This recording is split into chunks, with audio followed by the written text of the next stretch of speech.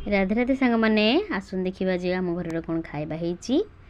देखु ये आलू सोयाबीन आ कढ़ मिसी गोटे कषा होती। तो ये मिक्सर बंधाकोबी भजा होती। जेहेतु आज ये हूँ आंबुल खटा रही आ छोट उली रही कंचा लंका लुण। जेहेतु आज भात आमर मु बसई दी काली तो भात बेसी रही जाए से अल्प भात बसई दी।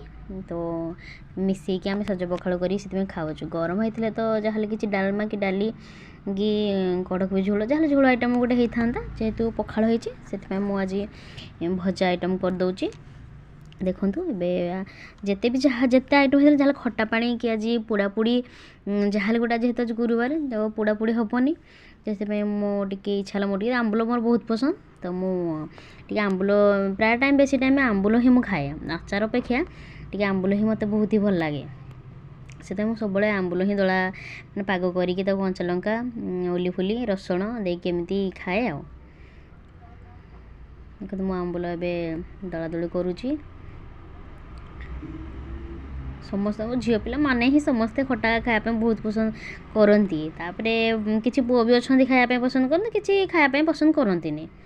तो जहाँ को भल लगुच से लाइक करे जहाँ को भल लगुनि से लाइक देवे न देवे तांको उपरे डिपेंड करे आ।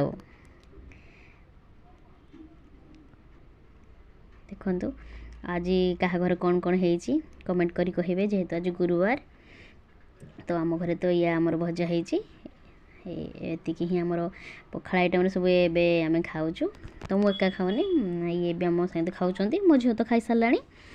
तो मो झील कॉलेज जाइए तार कौन एग्जाम अच्छी तो सी लेट्रे आसब हाथ रू पड़ जाऊँगी जेत भूक भी लगे गोटे पर है ना।